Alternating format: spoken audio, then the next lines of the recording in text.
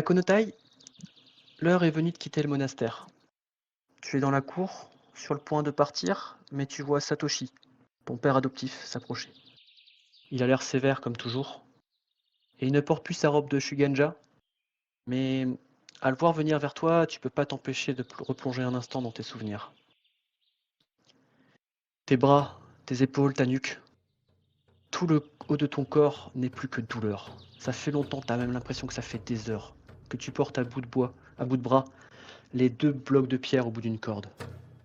Ça fait partie des tests que Satoshi fait régulièrement subir. Et il est là en face de toi. Il te regarde avec une extrême concentration. Il prend pas le moindre plaisir dans ta souffrance, mais il n'a aucune compassion pour toi. Comment est-ce que tu te comportes durant ce test? Je... Moi, je lui en veux, en fait. Il a beau me regarder comme ça, avec son air impassible, il s'en fiche complètement, et ça m'énerve. J'ai envie de l'attaquer, j'ai envie de le taper, j'ai envie de faire en sorte, justement, d'effacer son air impassible, cultivé. Et je le regarde avec des yeux ardents, de la colère, une colère un peu impulsive, adolescente. Mais j'essaie de résister parce qu'il est hors de question que je cède devant ce vieux con. Bien. Maintenant, Akonotai, je veux que tu puises au fond de toi. Cherche la moindre trace d'énergie que tu as dans ton corps, utilise cette colère. Et tiens encore un peu. Je vais te demander un jet, difficulté 8. Sans avantage. Normal. T'as fait 2, c'est ça? Tu lâches, épuisé. Et il te laisse quelques secondes pour reprendre ton souffle. Pas longtemps. Et il indique les blocs de pierre qui sont à tes pieds. Fais le vide dans ta tête. Concentre-toi sur ces pierres. Je veux que ton esprit ne fasse plus qu'un avec la roche, que tu fusionnes avec elle. Concentre-toi sur la moindre aspérité, la moindre fissure, sonde-la. Demande au Kami. Et je veux que tu cherches dans cette pierre la moindre parcelle de jade qui pourrait s'y trouver.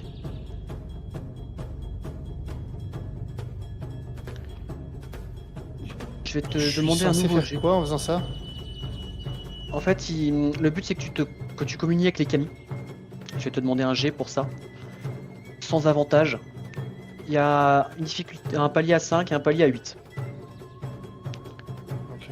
Et en fait, le but c'est que tu communiques avec les Kami pour que eux ils te disent à quel point il y a du jade ou pas dedans. 9.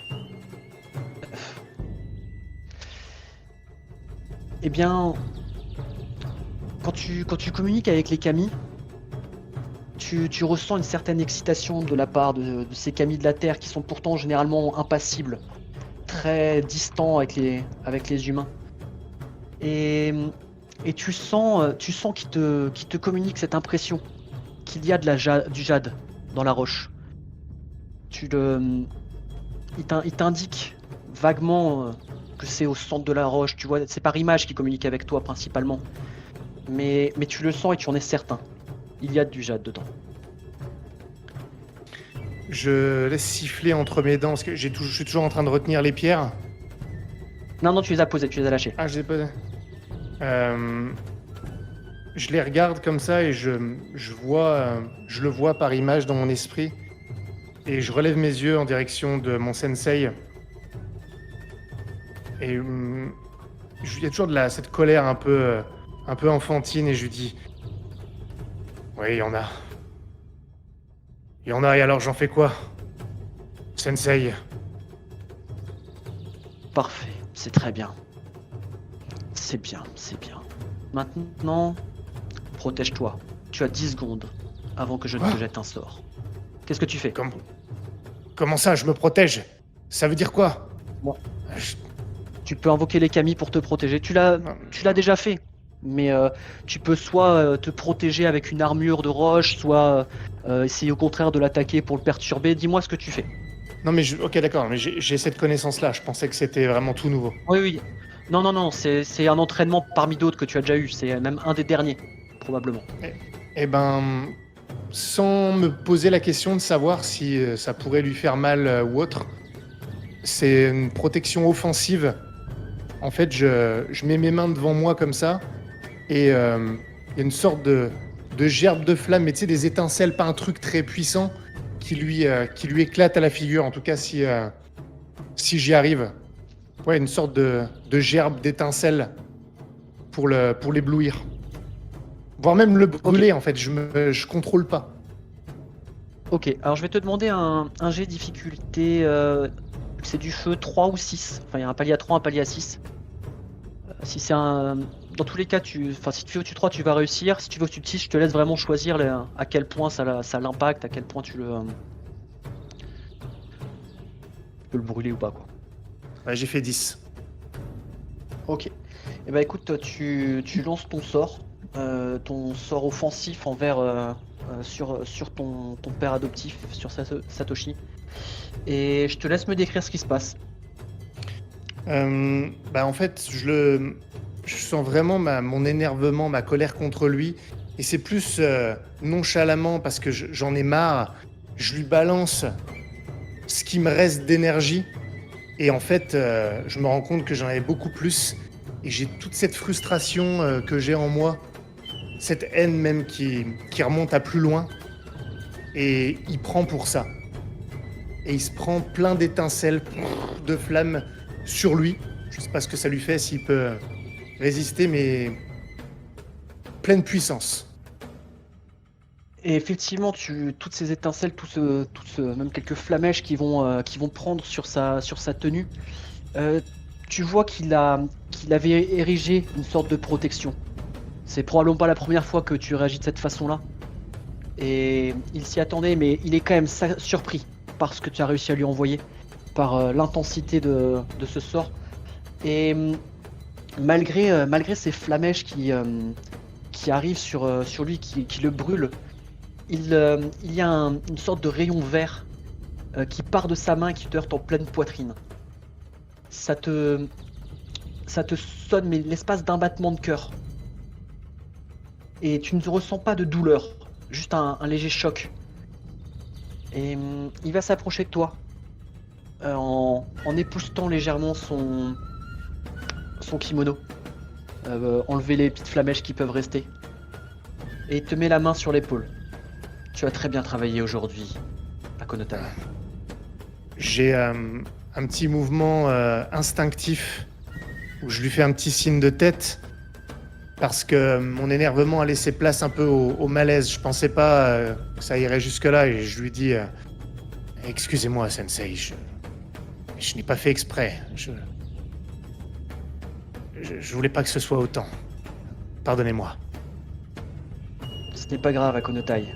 Sur un champ de bataille, cette colère, si tu la maîtrises, si tu la contrôles et que tu l'utilises à bon escient, elle peut te sauver la vie. Je ne veux pas que tu la muselles, simplement que tu la contrôles mieux. Maintenant, je pense que tu peux méditer peut-être 1 heure afin de faire le vide, de recentrer tes énergies. Tu en as bien besoin. Et rejoins-moi ensuite pour le dîner. Il s'incline, Bien. une légère inclination du buste, assez respectueuse, c'est pas protocolaire ou quoi que ce soit, c'est du respect qui te montre, quelque chose qu'il fait souvent, même s'il est froid et distant, il y a toujours un peu de respect tout de même vers toi. Je lui réponds avec déférence quand même, maintenant que la colère est redescendue. Je pense que le fait de lui avoir balancé ces étincelles de feu, là, ça m'a soulagé d'un poids. Et cette frustration, cette colère s'est dissipée avec.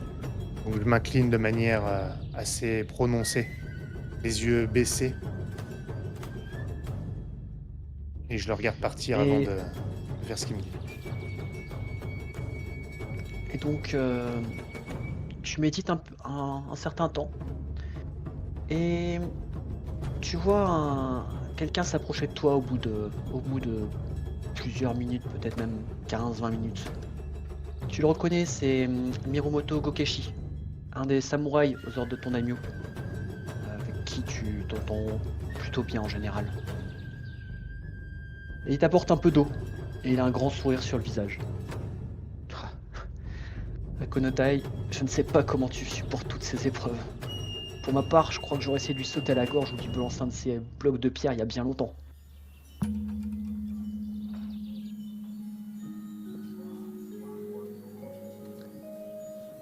Akiko, fait plusieurs heures que tu médites face à cette coupe, les yeux plongés dans ces ténèbres.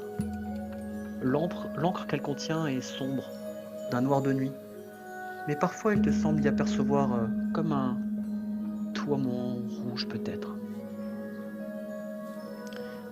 La pièce où tu te trouves est fermée, aucun rayon de soleil ne pourrait causer de tels reflets.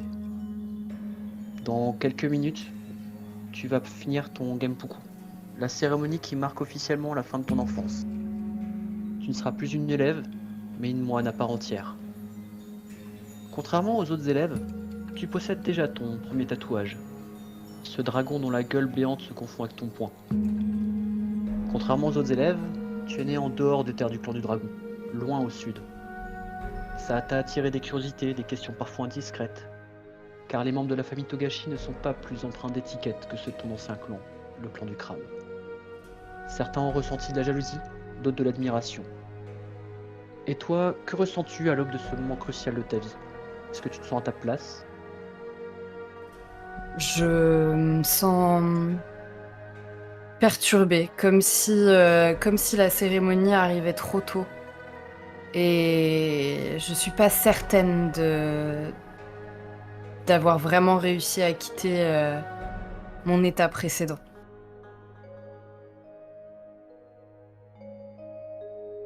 Et c'est dans cet état d'esprit que tu te trouves lorsque la porte de la cellule s'ouvre et que ton sensei entre, en compagnie de l'un de tes compagnons d'études, Tekara. Dans le peu de clarté qui envahit la pièce, tu remarques que le jeune homme a le bout des doigts noircis. Est-ce qu'il s'agit d'un de tes amis? Est-ce qu'il s'agit de quelqu'un que tu as pas particulièrement fréquenté ou pas? Je pense qu'on est amis, on a dû arriver en même temps à peu près. Et on a appris en même temps les mêmes arts. On a dû faire quelques passes d'armes ensemble. C'est quelqu'un que j'apprécie pour sa discrétion et sa délicatesse. Genou devant toi, te tournant le dos, et il retire le haut de son kimono, te dévoilant son dos sans un mot.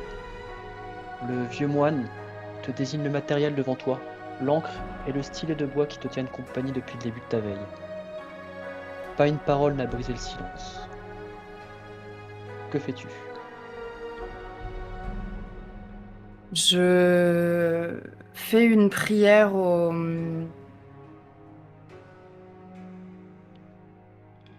Je fais une prière en fait, quelque chose d'un peu rituel que j'ai...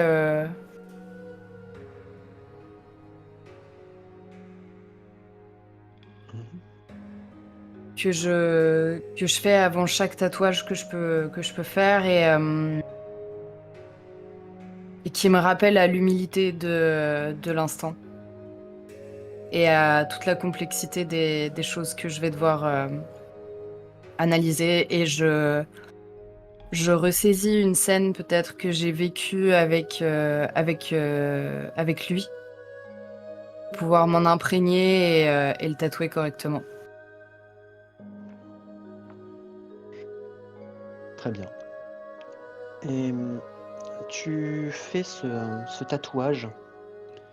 Tu te laisses emporter peut-être par ton art, comme ça t'arrive? Ou est-ce que tu le fais très méticuleusement, presque Les deux. froidement? C'est à la fois méticuleux et empreint de réflexion. C'est ce qui me caractérise dans mon travail, c'est que j'arrive à maintenir un équilibre entre mes emportements et entre mes inspirations et la réflexion. Ça prend du temps, ce tatouage, même si tu ne fais pas un chef-d'œuvre sur tout son dos, bien évidemment.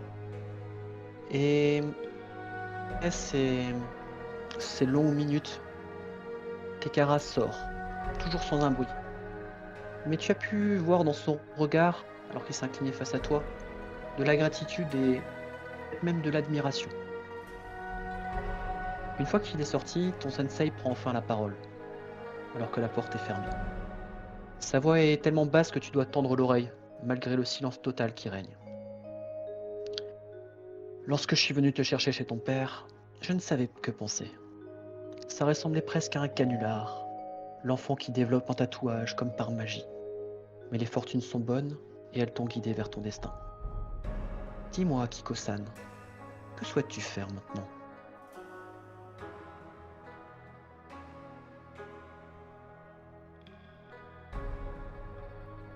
Je veux... Je veux quitter cet endroit et en trouver d'autres. Je veux rencontrer les gens et les comprendre pour pouvoir les cerner davantage. Perfectionner mon art sur des peaux encore plus complexes, sur des personnes encore plus étrangères. Et je veux trouver Je mon vois père. hocher la tête. Eh bien, je vais te révéler l'identité de ton père et une vérité. Une vérité qui est un secret que tu garderas. Et ta réaction me montrera si tu as effectivement terminé d'être une enfant. Ton père se nomme Mirumoto Hattori. Il est le carreau du daimyo Mirumoto Omaru sur les terres du clan du dragon, non loin du clan du lion. Je t'indiquerai comment le rejoindre si tu le souhaites. Maintenant, fais le vide dans ton esprit et écoute-moi bien, car ce que je vais te révéler est le plus grand secret de notre ordre. Celui que tu ne devras jamais révéler à quiconque. Même parmi nos rangs, peu en ont connaissance. Mais tu as un don qui justifie de le connaître. Il désigne l'encre que tu viens d'utiliser pour tatouer le dos de Tekara. Cette encre n'est pas commune. Elle est bénie par nos soins évidemment, mais il s'agit d'autre chose. Dans cette encre coule une infime partie du sang de Togashi, le fondateur de notre ordre, le kami descendu sur terre pour nous guider. Le sang recèle un pouvoir phénoménal, et le sang d'un kami encore plus. Il désigne ta main, ton tatouage. Ce tatouage que tu as, il prouve que ta lignée remonte d'une façon ou d'une autre à Togashi. Cela ne fait pas de toi quelqu'un de supérieur, mais cela veut dire que tu as un don que d'autres n'ont pas. Tu peux insuffler la puissance de ce sang dans les tatouages que tu crées. Pas au point de donner aux autres des pouvoirs comme ceux que nous confèrent nos tatouages. Mais cela signifie que tu peux trouver des personnes dignes de notre ordre. Tu vas quitter le dojo, rejoindre la province où vit ton père. Il a été prévenu et t'accueillera. Tu y resteras quelques temps au moins, et ensuite tu seras libre de reprendre la route si tu le souhaites. Fais-y ce qui te plaît, offre aux gens ces tatouages que tu aimes tellement dessiner, ainsi que tu le souhaites. Et si tu vois quelqu'un y réagir particulièrement, tu nous l'enverras. Peut-être sera-t-il digne de rejoindre nos rangs. Alors qu'il me dit tout ça, je vais vraiment garder un masque de sérénité. Et pourtant, je me sens extrêmement soulagée d'un poids à l'instant. Mais je veux pas qu'il le voie, donc je montre rien. Et je peux pas m'empêcher quand même de jeter un œil à ce dragon qu'il, lui, considère comme une bénédiction. Et moi, j'y vois autre chose. J'y vois quelque chose qui prend plutôt que quelque chose qui donne. Je m'incline légèrement, sans dire un mot. Et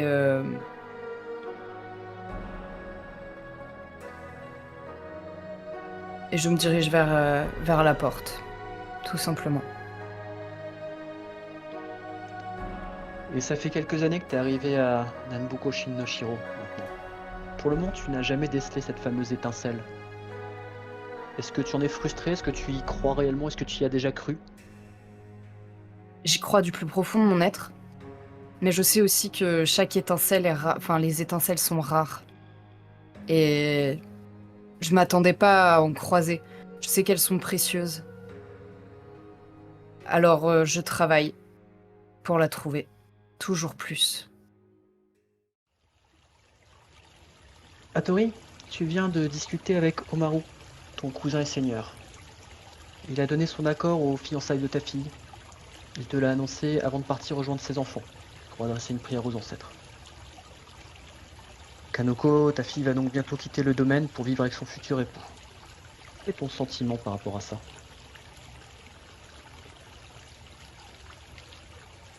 Toute ma vie, j'ai travaillé pour ça.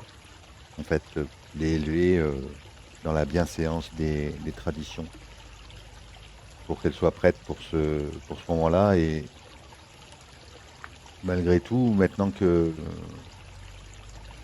Komaru m'annonce ça, je lui montre pas, mais j'ai un pincement, j'ai quelque chose dans le ventre qui me dit que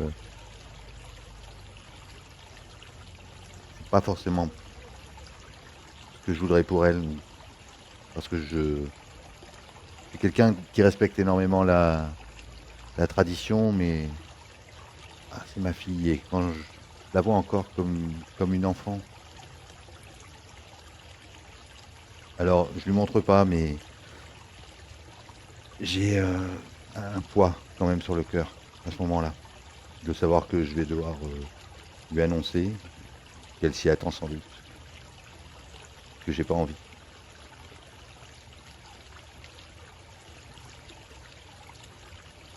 Et alors que tu penses à tout ça, que tu penses à ta fille qui est encore effectivement quelque part, ton enfant, ce bébé que tu as porté il y a longtemps, tu te souviens.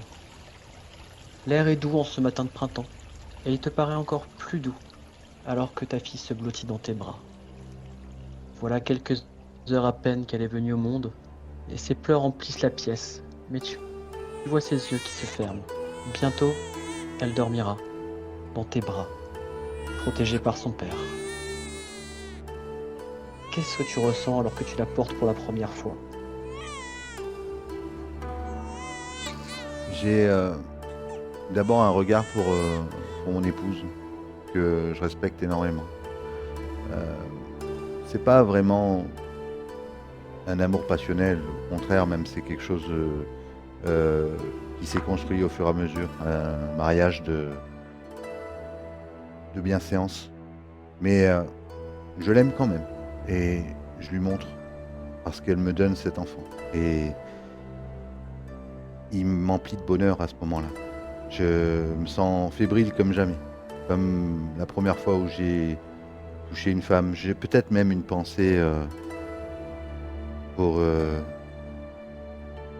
une femme que j'ai connue il y a longtemps, quelques années à peine avant, mais je ressens un peu ce frisson-là de la découverte de cette chair contre la mienne.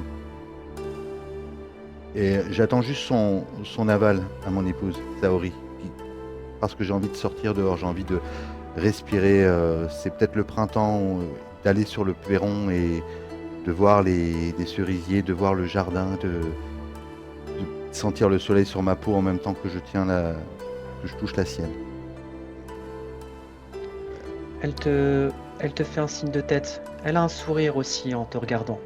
Elle est heureuse et les servantes vont s'occuper d'elle après l'accouchement. Donc, tu sors de cette pièce pour te diriger vers l'extérieur et tu entends, alors que Kanoko s'est enfin endormi, une voix dans ton dos. Tu vas être un père formidable à Torikun. Si tu l'éduques avec autant de sagesse que tu me prodigues, on chantera ses éloges pour les siècles à venir. C'est ton cousin, Omaru. Et tu vois sur son visage un sourire bienveillant. Il s'approche de toi, pose la main sur ton épaule, la serre un instant fraternellement, avant de baisser les yeux vers ton enfant. Et d'approcher sa main comme pour la caresser, mais voyant qu'elle dort, il retient son geste. Et tu peux lire sur son visage toute la joie, l'amitié qu'il ressent pour toi.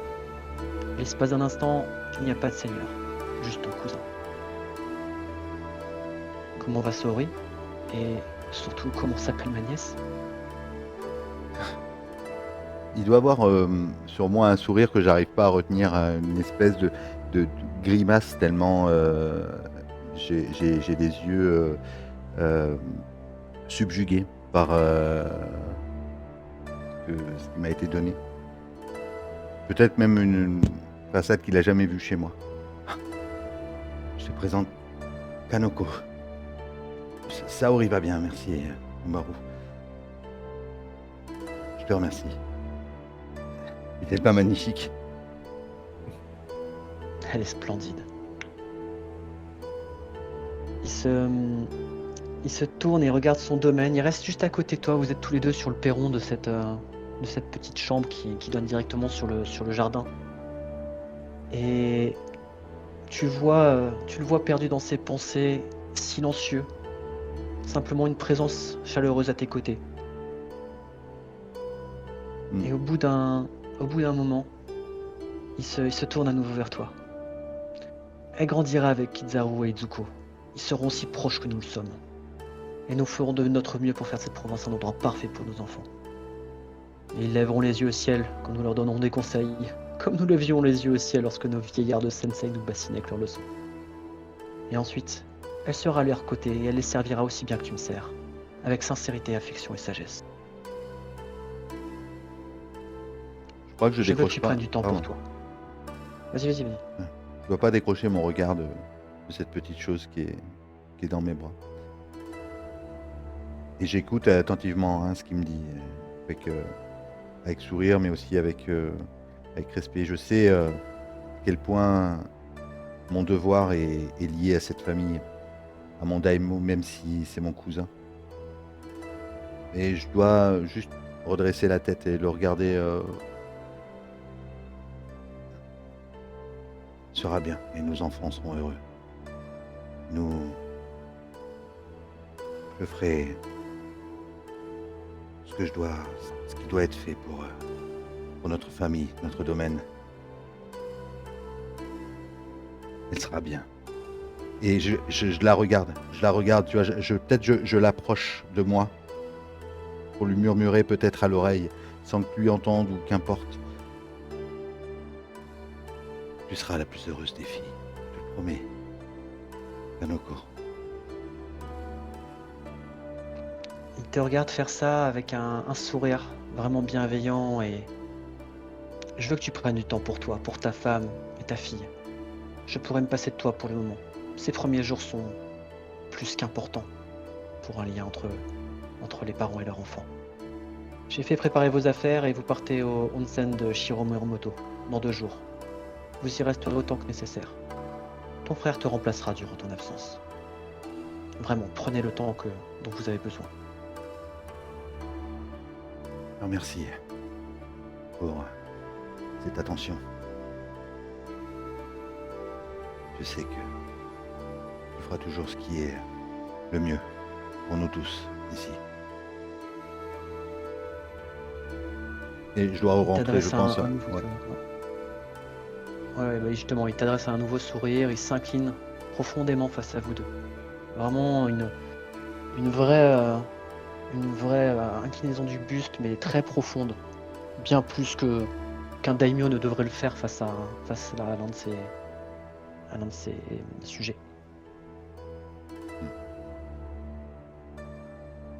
Et tu sors de ta rêverie alors que Kanoko entre dans la pièce, un panier à la main. Père, je vais aider Mère à travailler les compositions florales du jardin. Peux-tu venir avec nous? Tu les connais, elles en ont pour des heures. Et il faudrait une véritable tempête pour les déloger de là. Quant à toi, tu sais que tu dois rejoindre Akonota et Akiko. Omaru vous a convoqué pour discuter de la situation de la province. Et le faire attendre serait très malvenu. Mais tu as tout de même le temps de lui parler un petit peu si tu le souhaites. Kanoko. Je dois être peut-être sur un bureau, non? Ou dans mon office, quelque chose comme ça? Oui, probablement. Oui, je dois être en train de justement trier quelques parchemins pour le rendez-vous avec Omaru. Ça aurait été avec joie, mais tu vois, je suis débordé là. Et je dois en avoir un petit peu partout. Peut-être plus tard, je pense que vous y serez encore quand j'aurai fini. Je viendrai vous voir, mais je dois aller voir Omaru là. Prends soin de ta mère Et j'ai sur le cœur, là, à ce moment-là, l'annonce que m'a fait déjà Omaru, je le sais, hein, qu'elle va être mariée. Je sais pas si elle est au courant ou si... Pour l'instant, tu lui en as pas parlé et Ouais. ce genre de tractations ne sont pas annoncées partout tant qu'il n'y a rien d'officiel. Donc pour Ouais. l'instant, elle n'est pas encore au courant. Ok. Je le- Elle sait qu'il y a un invité du clan du Lion au château, mais à moins que tu aies dit autre chose. Non, je c'est- le garde pour moi pour l'instant. Je lui dis pas. Et ça me pèse. Ça me pèse vraiment. Peut-être qu'elle le voit sur mon visage parce que mon sourire est peut-être un peu plus crispé que d'habitude. Non, vas-y, file. Je vous rejoindrai plus tard. Et je dois mettre sous mon bras quelques parchemins et sortir en même temps qu'elle. Et tu vas refermer la porte coulissante de mon bureau. Et si elle est encore près de moi à ce moment-là, je me pencherai et je l'embrasserai sur le front. Et je passerai juste mes 2 doigts, tu vois, sur sa joue, en la regardant, comme si on était sur le quai d'une gare ou comme si elle partait à ce moment-là, que je la reverrais pas pendant un moment. Je la scrute, sans rien lui dire, sans laisser transparaître cette faiblesse que j'ai en moi là. Et est-ce que c'est une marque d'affection que tu as souvent envers elle ou c'est au contraire très rare? Non, c'est pas si rare que ça, dans les gestes. Mais dans les mots, c'est extrêmement rare par contre. Je pense que je dois pas lui dire souvent que je l'aime ou qu'elle compte pour moi, mais je pense qu'elle doit le savoir, sans aucun doute. Quand tu lui caresses la joue avec ses 2 doigts, elle pose doucement sa main sur la tienne pour accompagner le mouvement. Elle te fait un sourire. Eh bien, à tout à l'heure alors, père. Je pense qu'effectivement, nous y serons encore quand tu auras fini. Et elle se dirige vers l'extérieur pour rejoindre Saori que tu aperçois de loin au milieu du jardin zen.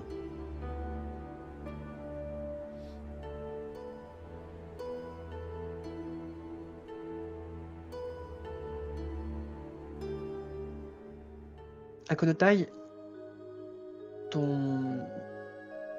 tu es face à Satoshi, ton père qui te rejoint donc à la sortie de ce temple où il va passer maintenant sa retraite.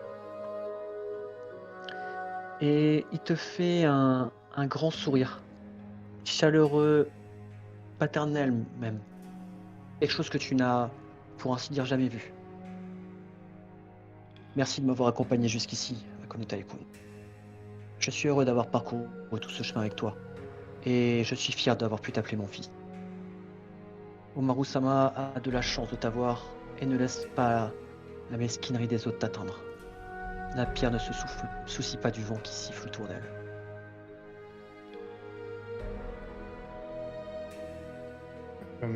Qu'est-ce que ça te fait ces mots très rares? Juste avant de répondre, est-ce que je sais pourquoi il me l'a dit? J'ai compris qu'il Tu sais qu'il est parti en retraite. Il est assez âgé, hein. Il a Oui, oui. dépassé même. Mais je Du coup, ne c'est quoi sais ta question, pas. Ma question, c'est pour moi, on est d'accord que ça sort un peu de nulle part pour moi, à part qu'il revient de sa retraite là. Bah là, en fait, tu viens de l'accompagner. Vous avez fait le voyage tous les deux pour sa retraite, Ah non, mais justement, jusqu'à pardon, présent. j'ai mal compris. J'ai cru que c'était métaphorique de m'avoir accompagné jusqu'ici. J'avais pas compris, c'est pour ça. Non, c'était littéral. D'accord, non, c'est pour ça, c'est pour ça.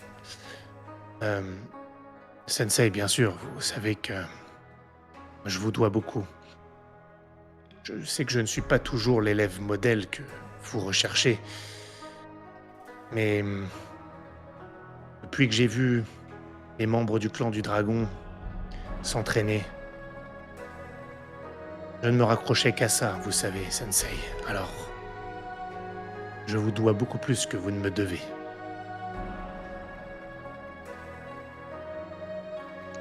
En tout cas, je te l'ai dit, tu es un homme bien et quelqu'un de sain. Et Tout le monde ne dit pas ça. j'ai eu raison de t'adopter. Aussi. Aussi. J'en ai douté. Longtemps. J'ai- Mais bon, maintenant j'en suis sûr. Et vraiment, Ah, Sensei. tu es un Tous, samouraï. tous. Ouf, certains disent, Sensei, que je crois un peu trop en moi. À mon avis, ceux qui disent le contraire de ce que vous dites sont juste des jaloux. Qu'est-ce que vous en pensez, Sensei? Je pense que l'homme qui sait qui il est et quelle est sa place ne peut pas se tromper. Tant qu'il accomplit son devoir avec honneur, il fait les choses. Vous avez toujours su dire les choses bien. J'essaierai de m'en souvenir pour leur ressortir ça, à ceux qui doutent, à ceux qui me voient encore comme un simple paysan. Bien qu'il ne le fasse pas trop en face de toi, effectivement, je me rappelle que ta colère est parfois ravageuse. Caresse une petite Ma cicatrice, colère? peut-être une brûlure qu'il avait eue ce jour-là au niveau de la joue. Ma colère? Je fais apparaître une petite flamme-rolle au bout du doigt et je fais... Ouf, pensez-vous, Sensei? Tout ça est en maîtrise totale. Il a un de ces brefs rires très, très rares, mais oui. De cela, permets-moi de... Et il te prend dans ses bras. Chose que tu n'as peut-être pas souvenir qu'il ait déjà fait, ou peut-être la première fois que quand il t'avait adopté à l'époque. C'est assez gauche et Euh, maladroit comme embrassade de sa part. je pense que je m'y attends pas, mais comme il ne me voit plus, il ne voit plus mon visage, vu qu'il me donne une accolade, j'ai moins de honte. Je ne vois pas, en fait, je n'ai pas à me montrer dans ce moment-là. Et je vais lui poser une main sur le dos. Je vais penser au fait vraiment à ce que je lui dois. Et je me dis que, à ma manière, peut-être à la sienne aussi, je l'aime cet homme. Il m'a sauvé. Et finalement, je vais lui tapoter le dos et je lui dis, je savais qu'au au fond, il y avait un peu d'émotion, Sensei, chez vous. J'ai tendance à provoquer ce genre de sentiment chez les gens. C'est naturel chez moi. À Konotai-kun, s'il n'y avait pas d'émotion pour moi pour toi, tu serais resté dans ce village. Allez, va maintenant. Je m'écarte de lui un petit peu et je le regarde et j'efface un peu mon sourire de mon visage. Je lui fais deux petits signes de tête et je lui dis, Sensei, merci pour tout.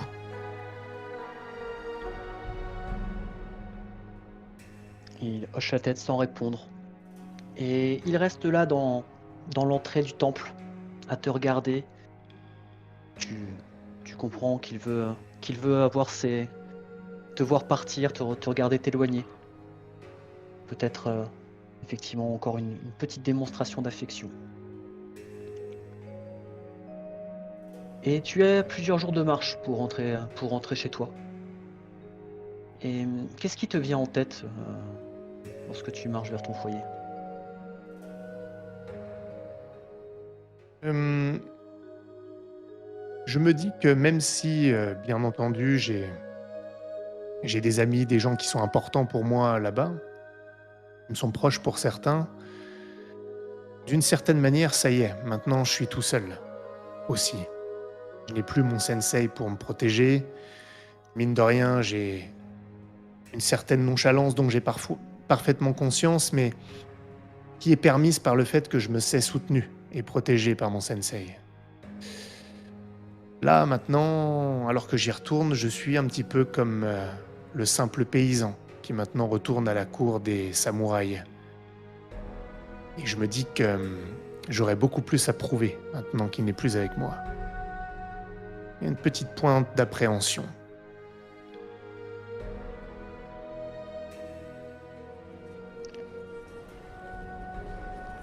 Et simple paysan, effectivement. À Konotai, vos parents vous ont envoyé chercher de l'eau au puits, ton frère et toi. Et vous rentrez en portant chacun un seau rempli à bord. Ton frère se moque gentiment de toi alors que tu as du mal à soulever le tien.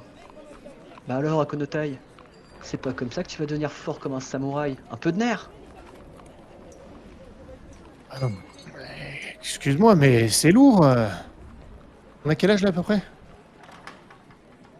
Vous êtes... attends, 12 ans à peu près. 12 ans. Ouais, lui, il doit avoir quoi, 14? Ok.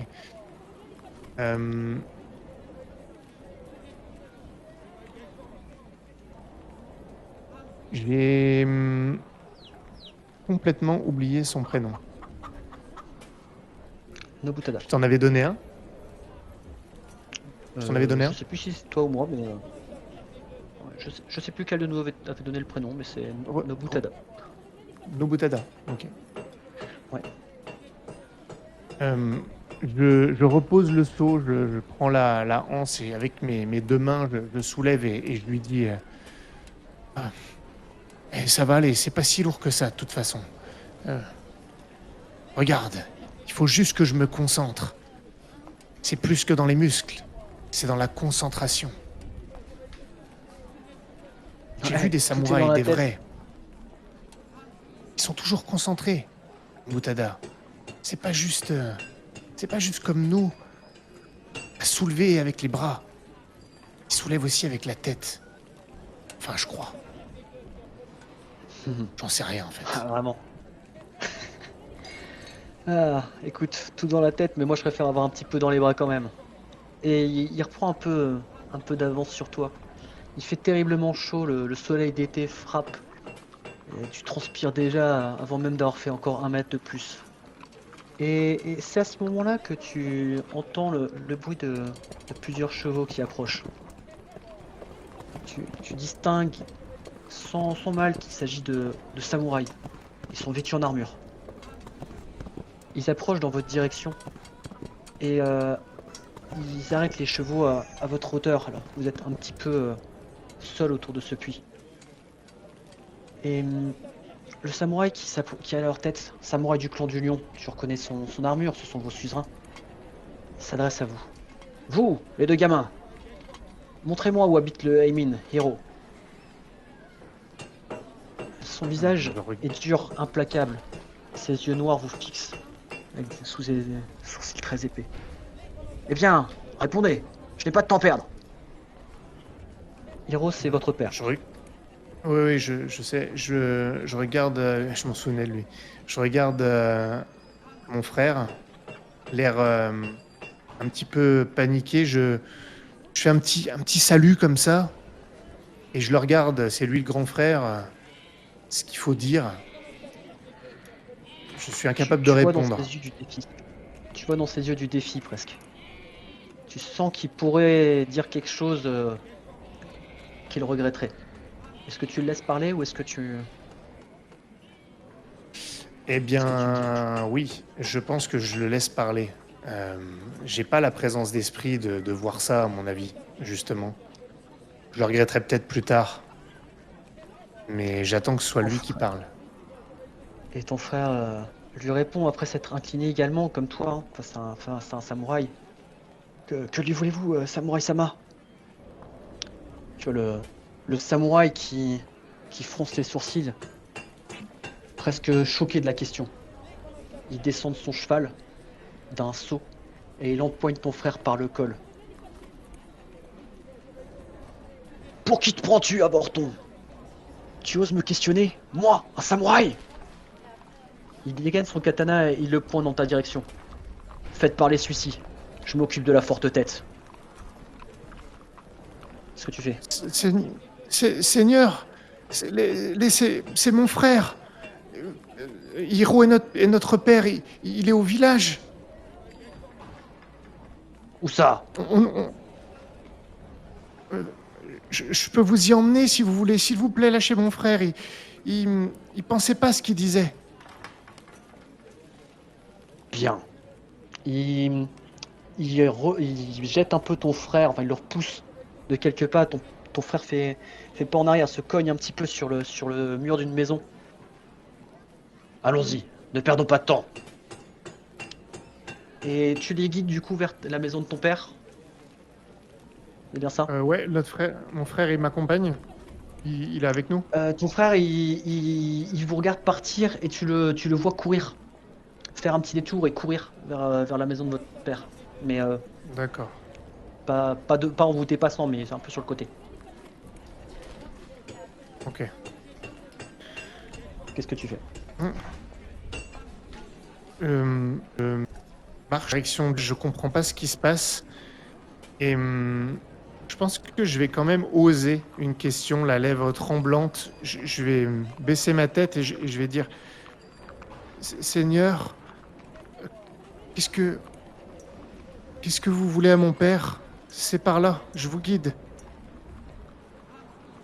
Ce que je veux à ton père, gamin, tu l'apprendras suffisamment tôt, si c'est nécessaire. Et vous arrivez rapidement, le village est assez petit, vous arrivez rapidement à la maison de tes parents. Le samouraï te confie à un autre soldat et s'approche. Il ouvre la porte d'un coup. Où est le dénommé Hiro? Tu vois ton père qui arrive un petit peu surpris, il y a ta mère avec lui. Et il s'incline face au samouraï et il se mange une droite. Il tombe au sol, le visage en plein de sang, la lèvre a éclaté, le poing du samouraï est gantelé dans son armure. Tu vois là ta mère qui se met à genoux devant le samouraï. Elle s'incline le visage dans la poussière, elle a l'air de le supplier. Elle tente de s'accrocher à sa jambe, il se dégage un coup de pied dans les côtes. Il dégaine à nouveau son katana et s'approche de ton père. Tu croises le regard de ton père à ce moment-là. Et tu vois de la détermination sur son visage. De la colère aussi, l'espace d'un instant. Qu'est-ce que tu fais? Au début, j'ai peur et je vois ça sur le visage de mon père. Et je pense que je m'aligne instinctivement sur le sentiment que je lis sur le visage du paternel. Et je comprends, vu sa détermination, que la situation n'est pas juste. Jusque-là, je comprenais pas. Mais maintenant, pour moi, c'est pas normal. Il y a qui avec nous dans la maison, là? Là, il y a comme ennemi. il y a ta mère qui est là, il y a des villageois qui commencent à sortir un petit peu autour de vous, des différentes maisons, mais ils ne vont pas intervenir, tu le sais. Tu vois ton frère qui arrive en courant. Et le samouraï lève son katana. Et il frappe. Ton père réussit à rouler, à se mettre sur le côté. Il se met derrière une petite charrette qui était là. Il y a deux autres samouraïs qui s'approchent. L'un qui se pose à côté de ta mère et l'autre qui te tient la main sur l'épaule fermement. Tu vois ton frère. Est-ce que je peux... Ouais. Dis-moi. Est-ce que je peux commencer à sentir quelque chose de magique ou qui monterait en moi ou... De la colère, très J'ai certainement. pas encore pris la tête. Pour l'instant, tu ne sais pas que tu peux faire cela. Non, je sais, Mais je la sais, colère monte. mais... Dis-moi ce que tu ressens, dis-moi ce que tu veux essayer de faire, tout simplement. Il n'y a pas dans notre maison je sais pas, une torche qui brûle, une lanterne ou quelque chose comme ça, un brasier, quelque chose Il y a qui cuit. un foyer effectivement, et probablement quelque chose en train de cuire peut-être, oui très bien. Eh bien, ce que je vais faire, c'est que il est en train de me tenir fermement. Et moi aussi, je plisse les yeux de détermination. Je me force un petit peu. Je tremble, mais j'ose. Et en fait, je vais lui prendre le doigt. Il me saisit l'épaule. Et je vais lui casser. Et je vais foncer en direction de l'âtre pour prendre un tison. Ok. Tu vas me Avec faire mes un mains. jet. Ouais, ça sera difficulté 6. Parce qu'il s'y attend pas, mais avec des avantages, parce qu'il est quand même sacrément plus costaud que toi.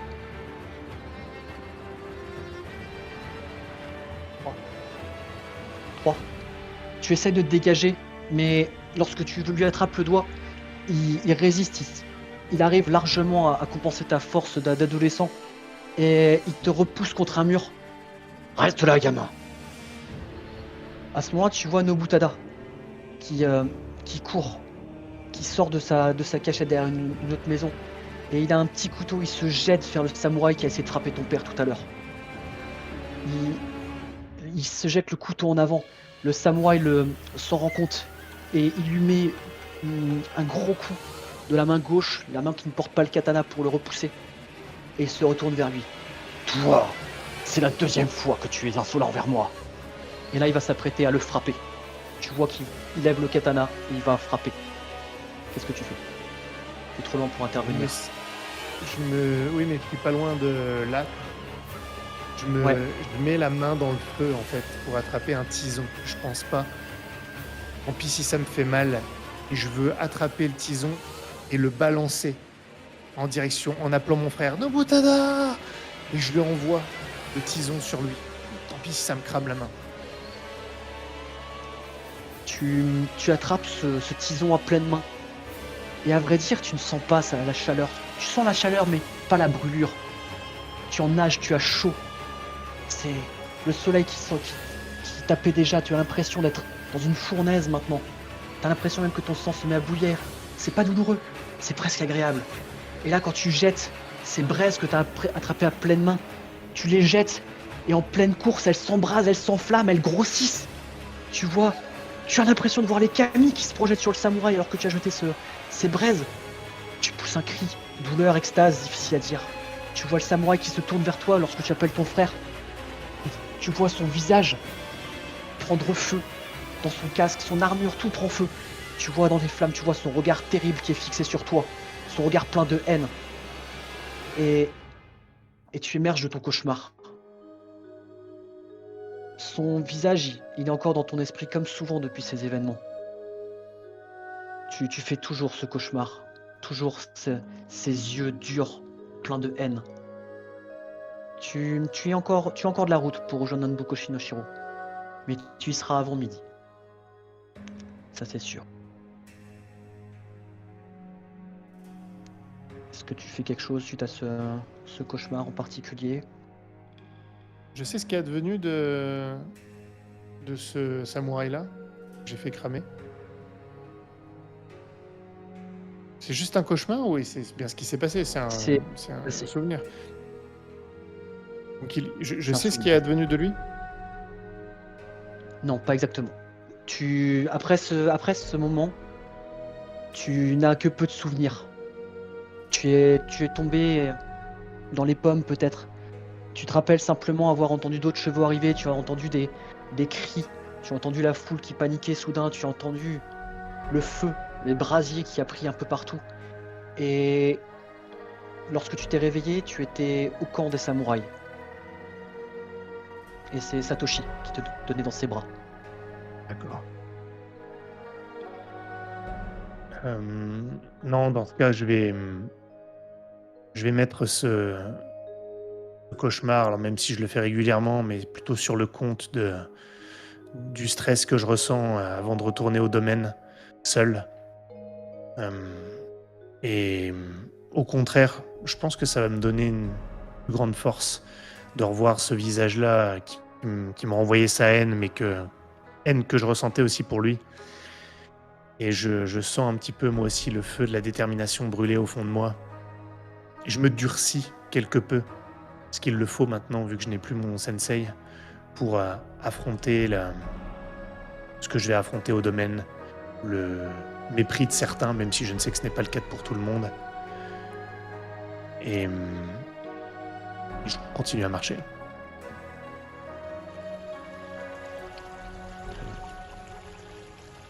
Akiko, tu es en train de traverser le jardin zen, pour rejoindre la pièce où tu sais que ton père t'attend et où normalement Akonotai devrait vous rejoindre également pour cette réunion avec Omaru à laquelle tu as été convié. Et alors que tu traverses le jardin, tu entends une voix que tu connais bien. Akiko-chan, C'est Kanoko qui arrive vers toi presque en courant. Je me tourne vers elle en souriant parce que c'est pas digne de son rang de crier même si c'est pour rappeler sa sœur. Et ces manquements réguliers au protocole m'amusent beaucoup. Je me tourne vers elle et je baisse légèrement la tête, toujours en signe de respect. Kanoko-chan? Elle te, elle te prend la main. Akiko, mère est en train de préparer un bouquet de fiançailles, je Mm. pense. Et je suis sûr que c'est pour moi. Je crois que je vais épouser cette invitée du clan du lion qui est chez nous depuis 2 jours. Tu vois qu'elle semble crois contente, mais aussi peut-être un peu triste. Je caresse, je fais partie de ces gens qui sont assez tactiles malgré la retenue que peuvent avoir beaucoup de mes semblables. Et je caresse légèrement sa joue. Et il y a quelque chose qui voile ton esprit cependant, n'est-ce pas? Ouais. Son regard se perd dans la direction des appartements d'Akonotai, même si c'est fugace et qu'elle refixe à nouveau son regard sur toi. Je crois que j'aimerais être aussi libre que toi. Père ne se fatigue pas à te dire ce que tu dois faire. Je sais que mon devoir est de servir et d'obéir, mais je peux pas toujours uniquement penser au devoir.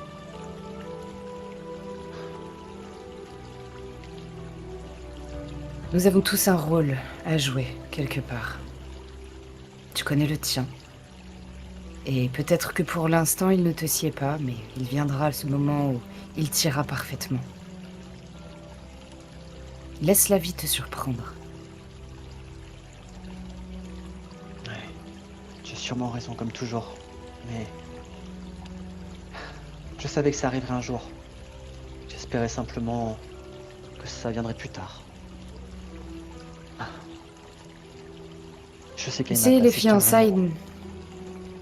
les fiançailles ne signifient pas que ton mariage aura lieu demain. Tu peux encore profiter de quelque temps à toi toute seule. Fais-toi une liste de ces choses que tu aimerais faire avant et puis profite de ce temps. Ouais. Et puis ton Oui, époux tu as n'est raison. peut-être pas de ceux qui t'empêcheront de faire ce que tu veux. Oh. Et s'il est de ceux-là, il te suffira de le séduire comme tu séduis tous les autres hommes pour qu'il te laisse faire exactement ce que tu veux, Kanoko. Je ne suis pas sûr de séduire comme tu dis tout le monde, mais je ferai ça. Oui, tu as raison, tu as raison. J'avoue que je suis un peu chamboulé. Je suis heureuse, tu sais. Je suis heureuse de servir, d'accomplir mon devoir. Je suis heureuse. Peut-être que là, je suis simplement un peu perdue. Troublé. C'est normal, c'est un grand changement qui arrive pour toi. Mais tu es à la hauteur. Et puis tout ce que ton cœur désire n'est pas forcément bon pour toi.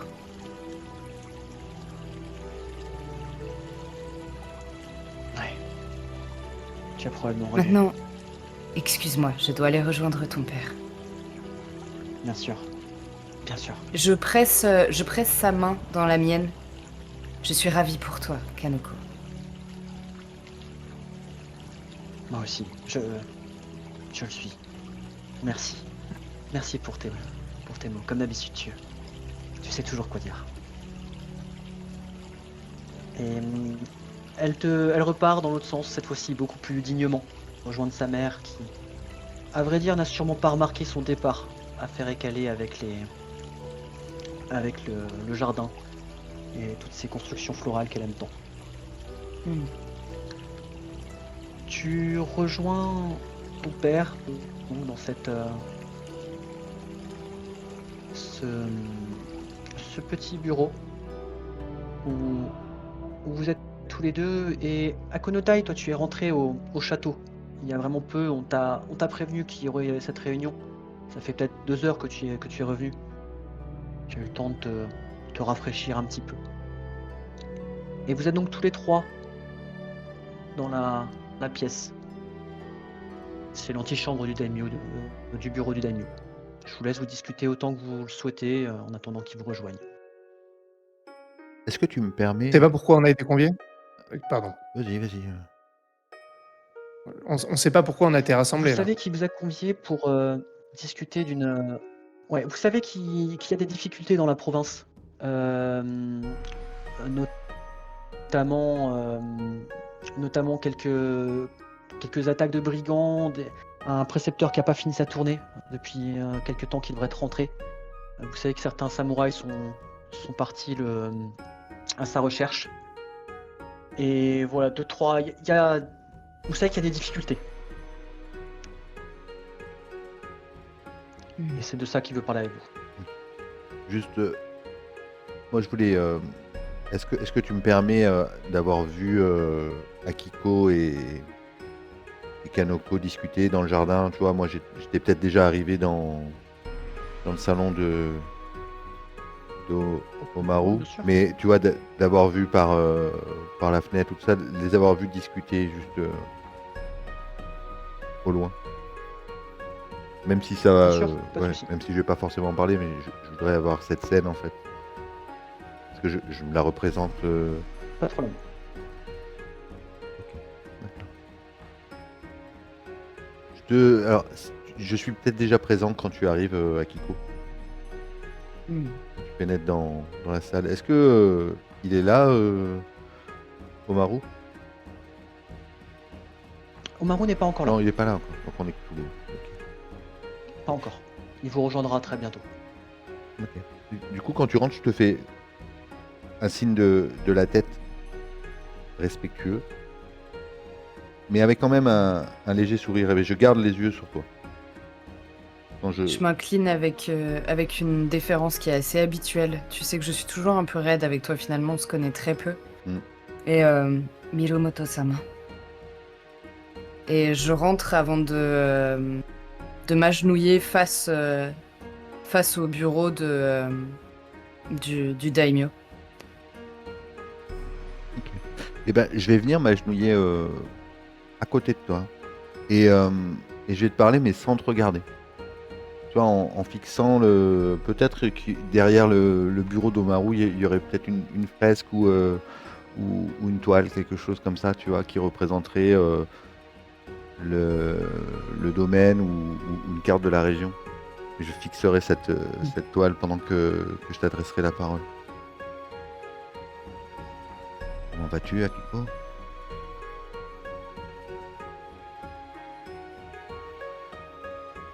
Eh bien, je crois que je vais bien. Je suis un peu mal à l'aise actuellement, mais je pense que je vais bien. Et vous-même, père? Je suis un peu troublé. C'est à propos de Kanoko et je sais que tu sais ce qui se trame. Elle a l'air...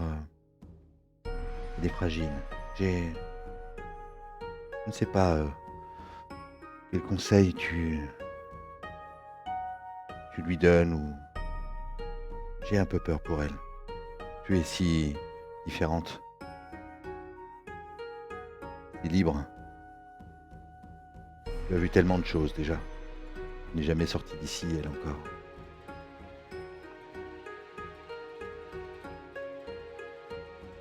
Je vous dirai la même chose que je lui ai dit à elle. Peut-être que ce n'est pas ce qui vous fait le plus plaisir, mais c'est peut-être ce dont vous avez besoin. Kanoko est forte. Elle a son caractère. Elle sait ce qu'elle veut.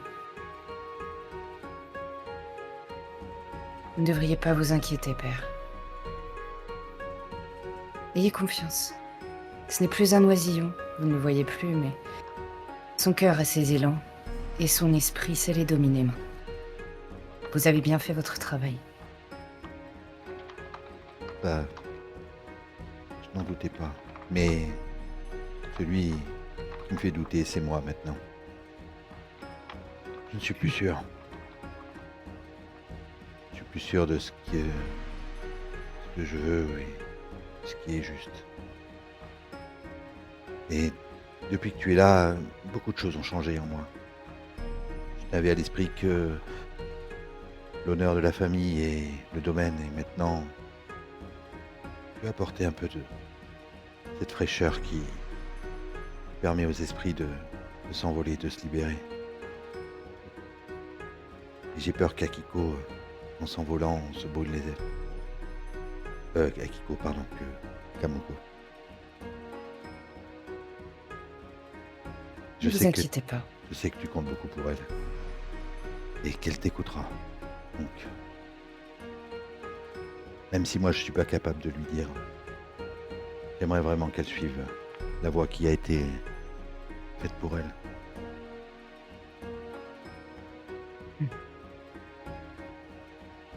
Je lui dirai. Je dois juste tourner la tête à ce moment-là. Je pense que je n'ai pas du tout regardé, ou on s'est pas du tout regardé pendant la conversation. Et Je juste ne à- tourne pas la tête. Ok, mais moi je te regarde. Quand tu le dis, je lui dirai. Sans rien dire. Juste, je te fixe. Et j'absorbe son. Je le prends un peu comme une promesse, tu vois. Et vous avez tort. Parce que c'est à ce moment-là que, pardon, juste un instant, c'est à ce moment-là que dans un coin d'ombre un peu plus loin, vous voyez une petite flamme qui brûle et qui virevolte d'une main à l'autre. Je dis rien, mais grâce à cette petite flamme-rolle, vous voyez ma silhouette qui se dessine. Je suis assis sur un banc, mais mes pieds sont sur le banc aussi. Et je suis en train de jouer avec ma petite flamme-rolle comme régulièrement. Vous ne saviez pas que j'étais revenu. Ah, un Konatai. Tu l'as depuis longtemps? Seigneur Hattori, oui, mes excuses, mais je ne voulais pas déranger. Cette conversation avait l'air de la plus haute importance. Rassurez-vous, je me suis bouché les oreilles. Pas la moindre idée de ce qui s'est dit. C'est donc cela que signifient les murs ont des oreilles par ici. Bienvenue chez toi, Exa- Konotai. Exactement, merci Akiko. Je me lève, je jongle un petit peu avec ma flamme-rolle, et puis je la fais disparaître, je referme la main en fait, et je la balaye, il y a un petit peu de fumée. Et je m'approche de vous, je te fais un petit sourire amical, et je m'incline devant toi, Hattori, légèrement, pas excessivement non plus, mais respectueusement. Je suis rentré il y a 2 heures. J'ai pris un petit peu de repos avant de venir. Malheureusement, tu n'as pas pris Ouais. de bain. Non, je comptais sur la chaleur de ma flamme-rolle pour dissiper les odeurs masculines qui émanent de moi. C'est toujours très difficile pour moi de le faire. Je m'incline quand Tu tu savais. t'inclines. Je pose, mais malgré ça, je pose la main sur ton épaule. Et je te regarde. Mon frère, comment était-il quand tu l'as laissé? Quelle dernière pensée il transmis? Il semblait en paix, Seigneur Hattori. Vous connaissez votre frère. Il parle par poème. Mais je pense que j'ai compris qu'il nous faisait confiance à tous. Il partait apaisé. En tout cas, c'est ce qu'il a laissé transparaître.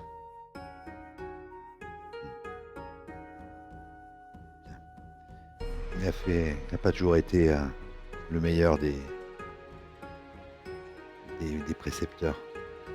Toujours très dur avec toi, mais il a fait de toi quelqu'un d'intègre, ça.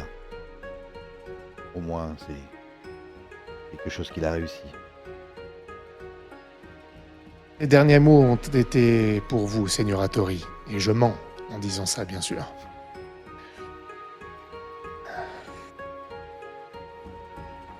Il m'a demandé de vous dire que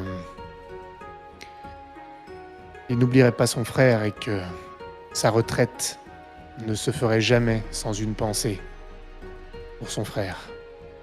À chaque fois qu'il verrait le soleil se lever. Ah. Du coup, en rajoutant cette dernière phrase, euh, je tic.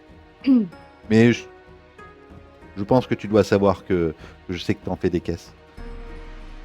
Et je dois baisser la tête en faisant comme ça, non, et en pouffant. Bien. Attendant, Omaru ne devrait pas tarder.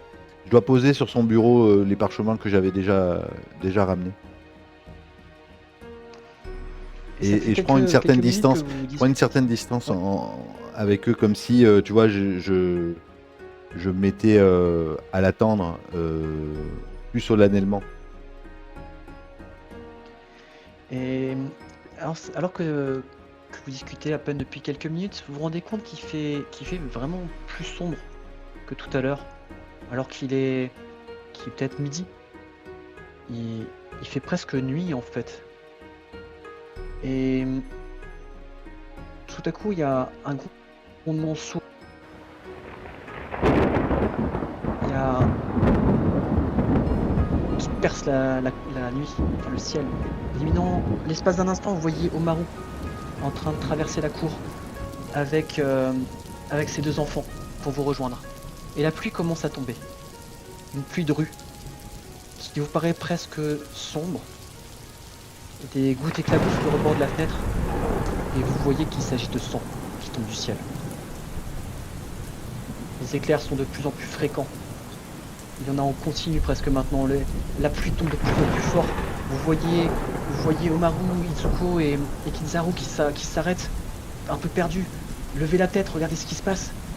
Il y a Izuko qui est la première à réagir. Elle enlève le haut de son kimono pour le mettre sur la tête de son père et essaie de le tirer pour l'amener plus vite à l'abri. Kizaru reste interdit sous la pluie quelques instants.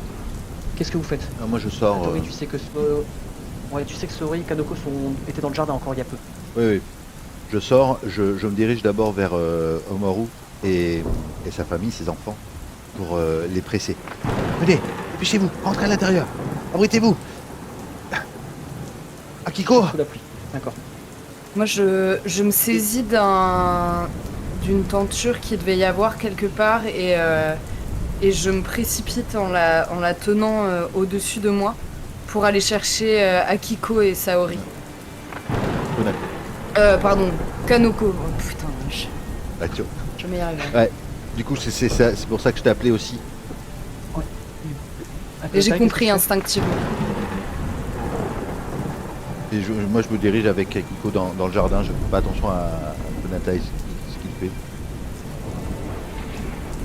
Toi, tu te diriges vers qui? Tu te diriges vers le Ouais, vers daimyo ou tu te Saori. diriges vers ta Moi, famille, je me dirige vers le jardin avec Akiko. Je pense qu'Akiko va essayer d'aller chercher Kanoko et je vais chercher Saori.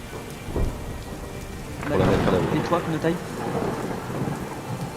Moi, vu que je vois qu'ils gèrent de leur côté, je vais sortir un instant. Je vais mettre ma main comme ça vers le ciel pour recevoir la pluie de sang, la regarder. Et j'essaie de sentir quelque chose. Est-ce que je sens l'influence des kami, quelque chose La Voilà. pluie de sang, c'est quand Clairement. même troublant. C'est très peu probable que les kami soient derrière ça. Le sang, c'est lié à la magie du sang, c'est lié à une magie interdite, punie de mort. Et Est-ce que je- c'est aussi lié à la souillure dans l'esprit de tout le monde. La souillure de l'autre monde qui corrompt le corps et l'esprit. D'accord, donc immédiatement, Restez- je sais qu'il faut pas être Il là-dessous. faut pas rester tout. Ouais, effectivement. Dans ce cas, je vais suivre les autres. Je regarde s'il n'y a pas d'autres personnes qui restent errantes ici, auquel cas je les ramène avec nous, mais sinon, je vais suivre le mouvement. Tu vois que les gens qui étaient dans la cour se sont tous réfugiés comme ils pouvaient, et ceux qui étaient le plus au milieu, en fait, c'est Omaru, Kizaru et Izuko, qui sont en train de venir vers toi. Ils ont encore un petit peu encore plusieurs bonnes dizaines de mètres à faire. Qu'est-ce que tu fais? Zaru et qui tu m'as dit? Qui est l'autre personne? Kizaru, Izuko, donc la fille, les deux enfants et le daimyo en fait. Oui, d'accord. Je vais m'approcher d'eux, je vais trottiner dans leur direction. Je vais complètement ignorer Kizaru. Je vais tendre la main à Izuko, je ne sais pas si ça se fait, en tout cas, pas forcément pour qu'elle la prenne, mais par ici. comment on les appelle? C'est quoi le terme? Comment je m'adresse à eux? Seigneur, ou tu peux les appeler Izuko-sama, Maru-sama, etc. Pas de terme particulier. Ok. D'accord.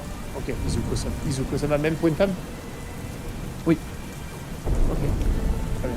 Tu les aides de ton mieux du coup. Bah, Pour- pas pour lui, rejoindre pas lui, l'abri. pas lui. Tu vois qu'il est resté quelques instants encore abasourdi. Et au bout d'un moment, il a commencé à courir pour vous rejoindre.